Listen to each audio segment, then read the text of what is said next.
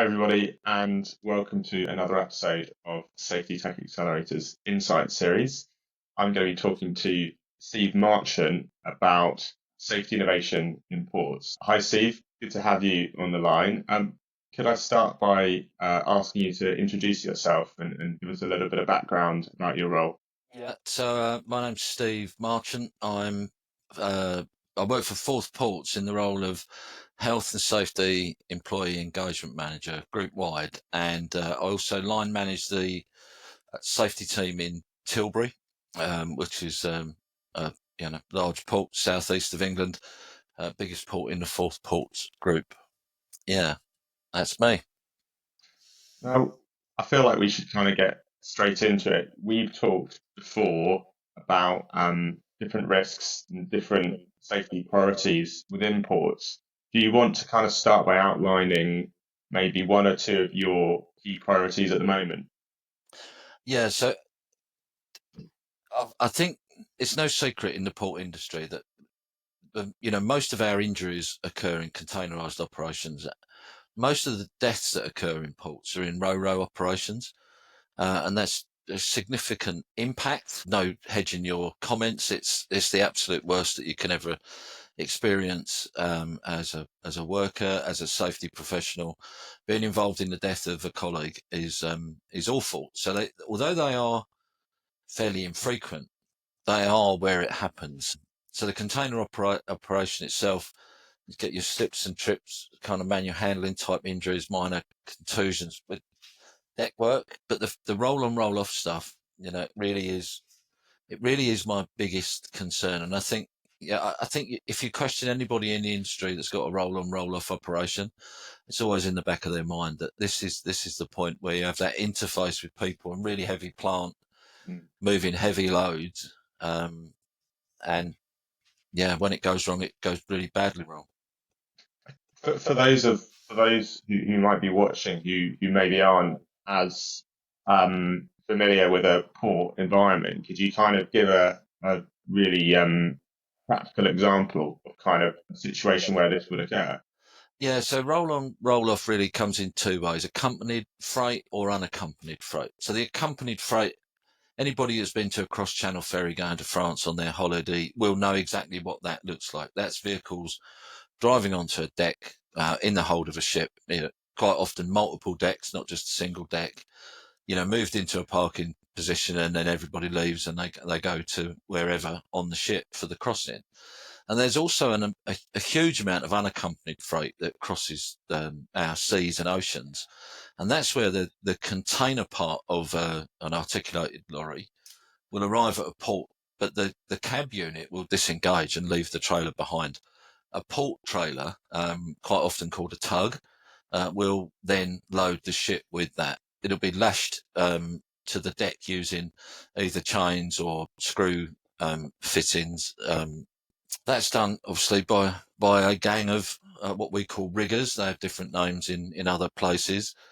Um, so you have that piece of, particularly with the unaccompanied freight, you've got a unit which invariably during the load back, so not the unloading of the vessel, but the loading of the vessel, for a part of that operation is moving backwards. It's reversing into position on the deck, and it has a massive blind spot, which is the size of a trailer.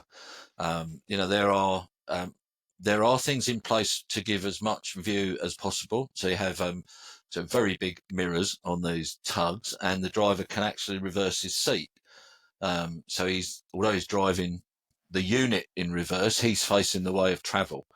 But pretty much all he can see, if he's sat in his seat as you and I would be in a car, is the front end of the container or the load. Now he can lean out one side to see down the side. He's got a big mirror to see down the other side. But whatever he does, that blind spot behind the trailer unit is absolutely blind. He won't be able to see that at any point during his reversing maneuver. And during the adjustment where he is having to turn left or right, that blind spots are created by the container itself. So bits that are in view, if you're going straight, suddenly disappear from view. So you are very much reliant on people staying out of the way, um, and being aware of those vehicle movements. Now, everybody who works with people knows that nobody's perfect. People make mistakes, and they are catastrophic mistakes when they happen. And why do you think, in your opinion, does this remain unsolved? And I guess kind of adding on to that, how mature do you think you are in terms of, or maybe the industry is in terms of solving these challenges? I think there's certainly been a lot of talk and looking at the issue. So there was a roll-on roll-off conference held at Hull a few years ago, 21 or 22, and lots of technology was spoken about. Whether you use a role that we call policeman, it's kind of a traffic handler. There will always be banksmen involved, but it's still kind of, it's not really technologically advanced. We've looked at cameras, because your units are not staying with the trailer. The cameras kind of might be in the right place, might not be in the right place. So people have trialed cameras in various guises. And there was a lot of work being done by P&O we'll say their name, with an outfit in Ireland called Timing Ireland, investigating different technological approaches. But there's still a massive human interface in those. So you're reliant on, a guy with a wand that connected to the tug driver. So you're still relying on the banksman, except it's an electronic wand versus hand signals. And I just think that, we're port professionals, and however much we try and keep abreast of what's happening with technology, I don't think that really any of us have got the knowledge, skills, experience to come up with the right answer. And when we do come up with a concept, maybe even, we can't find one that we can't find that idea being made, manufactured, sold out in the world. Although I do think that's changed. I'm seeing things that are getting closer to it now, but it's still not quite the product, if you like. It's certainly something that you would think is kind of theoretically got a solution on the market, and obviously people client interface at a more general level is something that is being looked at, whether it's Yeah. cameras, sensors, wearables. Um, it is quite an active area of the market from a technology perspective, but I think there's a lot of kind of more specific practical difficulties I'd have thought that would prevent something that might be quite simple or in another site, maybe a building site, that actually suddenly means it doesn't work in a port. Yeah, and I think that's exactly the issue. So in a typical ferry that comes into Port of Tilbury, there'll be, I don't know, maybe 200 trailer units to load or unload, and so there are 200 on, 200 off, and you're under an amount of time pressure because you've got tides to deal with. This is a tidal effort. We won't push it, for time. We'll sail with stuff unloaded if it has to. So it's not that piece that's the problem. I think the real issue is that each of those 200 units is a unique unit. It belongs to somebody. They're paying for a cross-channel crossing. So we've got routes that go into Zeebrugge and Europort. So they're paying for that to go across. And, maybe at some point it might come back empty, or the other way around. It might come in full and at some point may go back empty. But of the, I don't know, 14,000 moves over any given month, it's quite possible that they won't be the same box, and some of the boxes you'll only ever see once. So fitting to plant, I think we still have that problem. If we have proximity sensors, it's a bit like the camera thing. They're only really applicable to the tug unit. So as soon as you put that trailer on the back, you've now got a massive signal shadow. It's a massive steel box. Nothing wants to talk through it.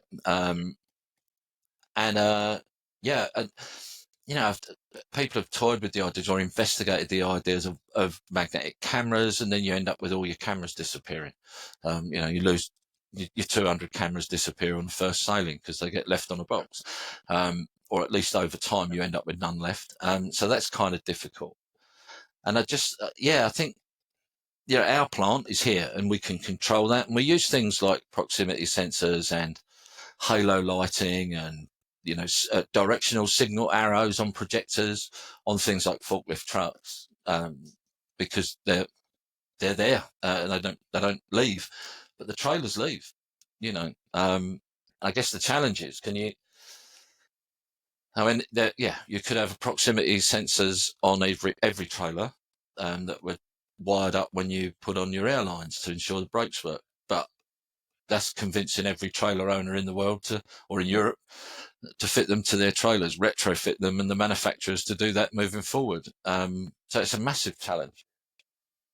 So I think one of the things that we see with kind of quite complicated problems like this, it's almost not surprising that they haven't been solved, because there's nothing on the market that you can just buy off the shelf. But there's probably a lot of technology that's probably kind of 70 to 80% there and able to solve the problem. But what we've got to do is go a level below that and start to finish off that 20% where we need to investigate the context in a lot more detail. The technology probably needs to be adapted. There needs to be quite a deep collaboration between a vendor and the person who has the problem to get to the final solution. And it's often difficult to form that collaboration. Yeah. Is this something that you think would be best to solve on your own, or actually is this something that you'd like to see ports come together on and address collaboratively? I very strongly think that this should be an industry initiative. I think it's not just the ports. I think it's the operators, our customers, if you like, that bring their vessels in. So, when you look at the big ports that run these things, places like Liverpool and Dublin, many others around the country, Dover's, huge amount of roll and roll off. I'm not sure about their unaccompanied volumes, but certainly it's a huge ferry terminal. And I think anywhere that's running that kind of service, and particularly those big players in the customer base, the likes of P&O, DFDS, those guys, it needs to be a joined up effort. There's a lot of, especially in the safety world. I mean, so we do this with other challenges in maritime, but in the safety world where everyone has the problem, so it makes sense to collaborate. But on top of that, the way of addressing the problem is potentially risky, because we don't know the solution just yet. So if one person's going to go away and kind of take a bet on a piece of novel technology, it might not work, and that person's kind of used up their resources on something that doesn't work. Whereas if everyone is working together, you can kind of make up the gaps, because you're going to be exploring lots of different solutions, and everybody's kind of sharing that risk appetite together. So it makes a lot of sense, I think. Yeah, I think so. And there's the UK Major Ports Group, there's Port Skills and Safety. There are industry bodies out there that could drive this. Much like PSS are doing around EV safety at the moment. I think it's not a concern that's just mine. If you talk to people with this operation, that thing I spoke about in Hull a few years back, there were probably 150 people at that event who have all got skin in the game. Yeah, but it strikes me that there's a lot of groups, really good industry groups, talking about the problems, bringing people together. Obviously, we've attended some of those together, but actually, what's needed is a practical, applied technology program that's really going to explore the potential solutions together, because I think everyone understands the problem, but actually we need to get on and try stuff and work out how we implement technology. Yeah, couldn't agree with you more. Okay, so based on this discussion, what's your message to industry then, and what sort of collaboration would you like to see? I think for me, this is something that there's always a choice, but I don't think there's a choice here. I think we have to do something. We've got to do something to never let it happen again. So 6 days into my career at Forth Ports, we had the awful experience of a young man dying on a ferry, and there'll be many of the safety professionals in the ports industry with these operations that have been through the same thing, if not at their own ports, certainly in their own organisations. And I just think there's, the longer we wait, the more chance there is of it happening again, and we just should not be letting it happen again. It's kind of a moral obligation, if you like, to fix the biggest problem that we've had and still have.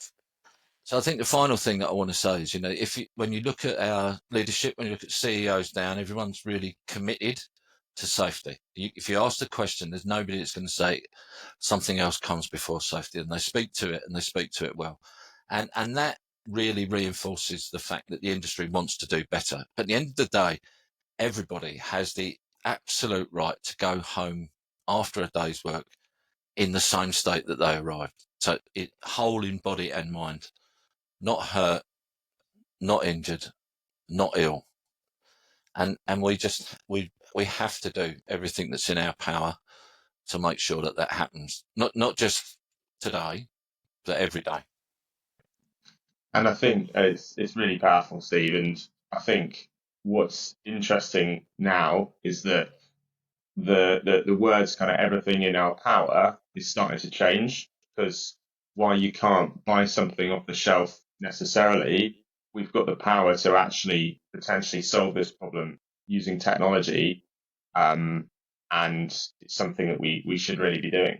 Yeah, and I think it is time for us to embrace technology in every way, shape, or form. We're using BI and AI to analyze our data. We're using technology to speak to each other. We're using technology to manage our data in a way that we've never done before. It's given us insights that, for people who've got grey beards, and boy, have I got a grey beard, technology can be a scary thing, but I think the time is now to recognise we're in the century of the fruit bat, to quote Terry Pratchett, and we need to just embrace it and find out what we can get it to do, not just what it can do now, but what can we get it to do moving forward. And our role at Safetytech Accelerator is to really try and help people like you do that, with a focus on making the world a better place and removing risk. Okay, thanks a lot, everybody, for listening in, watching. Thank you very much, Steve. And this concludes another episode of Safetytech Accelerator's Insights Series.